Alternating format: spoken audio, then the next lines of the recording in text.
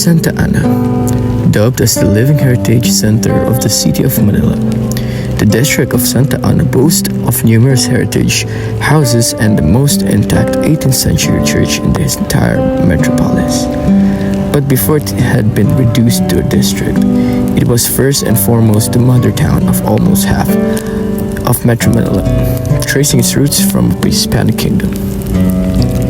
The original name of Santa Ana before the arrival of the Spanish conquistadors was Maysapan, a territory ruled by the Kingdom of Namayan, a small settlement whose last recorded rulers were Lakan Tagkan and his wife Queen Buan.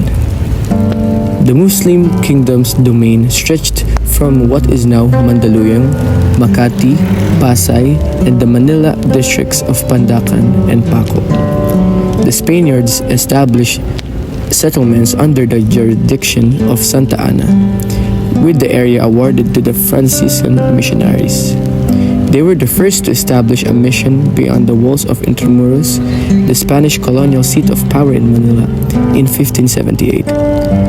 The church as it stands today was first built in 1720 and is known as the National Shrine of Our Lady of the Abandoned. Here we are in Arsenio H. Lacson Public Library in Santa Ana, Manila, and we are here to gather information about the history of Santa Ana.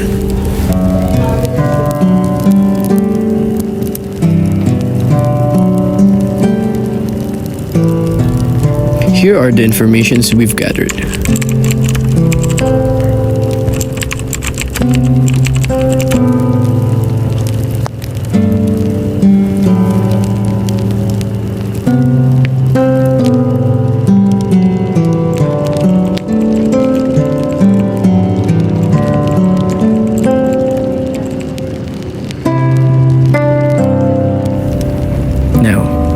We'll start finding locals for us to interview and maybe get some more details and informations.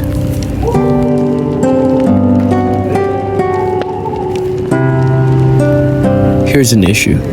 Not everyone we spoke with agreed, and some people that we asked don't actually live there. So we spent our time planning on where and how we'll find more locals.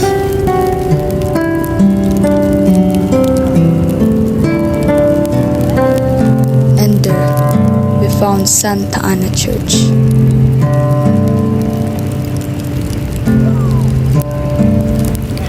Now, join us as we interview the locals about the history of their hometown. Ano po ang inyong pangalan at ilang taon na po kayo, tay? 67. 67. Ano po ang madalas na ipinagdiriwang sa tuwing kapistahan po ng Santa Ana? Ayun po gano'ng posisyon. Posisyon po, tay? 2 araw. 2 araw po na... 12 fiesta. 12, 11 meron, 12. Pinaka ano. 12 pa lang meron na daw fiesta. Pinagdiriwang na hanggang 14. Ito tay. Maaari nyo po bang ilarawan ang lugar ng Santa Ana noon at ngayon? Dito. Noon po. Nung panahon po ng Kastila, ito. Oh. Tulay, ano to, release ng tren yan, pag ano. Release po pala to ng tren tayo nung panahon pa. Yung island yan, release dati yan. Panahon pa ng Kastila, panahon pa ng Hapon. So, ano pong ano ngayon yung tayo? Yung mga sinauna matatanda, ang sabi-sabi rito, kunin ang gustong sakupin ng mga Hapon to. Gusto daw sa ako. Mga sinauna matatanda, kaso hindi sila makapasok, puro naglabasan. Hindi makapasok. Nakita niyo mga picture doon? Ano na. Yan, sa loob ng simbahan yan, saka sa labas. So, may gwardiya ron. Panahon pa ng Kastila, panahon pa ng Hapon. Ang hinahanap nila dito yung bukal, sinasabi. Panahon pa ng Hapon yun. Tunnel sa puntang ilog. Saan pong ilog tayo? Dun sa... Ilog yan. Ito, sa palengke. Sa likod. Dito tayo. Pero andi dito yung ano, yung tinatawag nilang bukal. Ano po tayo? Bukal. Bukal. Papuntang ilog yun. Panahon pa lang Kastila. Yun. Yun pala. Nandun yun. Yun pala ang history. Ano po? Sa may santuro nasa gilid sa likod. Dito po tayo sa pang likod ng kapilya, no? Oo, yun. Pinakalikod. Nilagay po nung dati pa. Nata makikita nyo naman yun. Mm. Kaso yung hindi, merong hagdanan yun. Hindi nawawala ng tubig. Yun, ang pinakaano niya. Oh. Hinahanap-hanap ng tao. Ginagamit siya pa.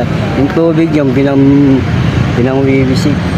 Yung galing sa Santo Pop, pinangwiwisik. Parang holy water na. Oh, yun. Parang Parang ginagamit holy yun. water. Sinasala nila yun, parang Yun.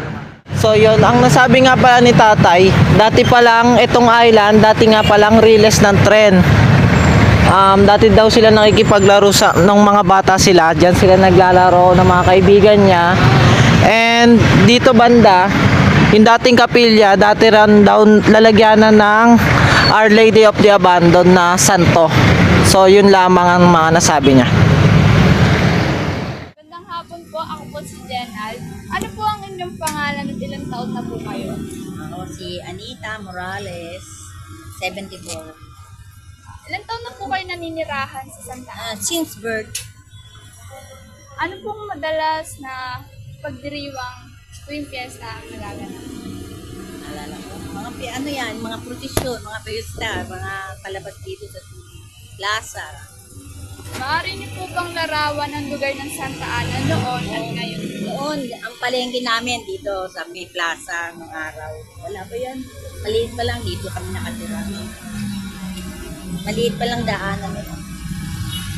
Pwede niyo po bang kwento yung naging masasaya niyo pong karanasan dito sa Santa Ana? Marami naman. Kaya lang hindi naman masyado matanda na ako eh. Thank you po. Ayon kay nanay, 74 years na siya nakatira dito sa Santa Ana at ang dating palengke ng Santa Ana ay doon pa sa plaza. Matagal na din na maging daanan itong Santa Ana na ito. Madami siyang masasayang alaala dito. Isa na dito ang mga handa na nangyayari tuwing piyesta. Yun lang.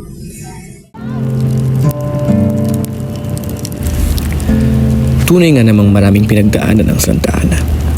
Gaya lamang ng sinabi ng mga lokal na nakausap namin dito.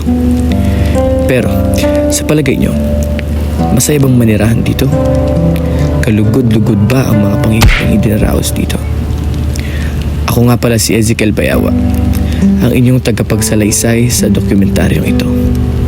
At ito, ang Santa Ana.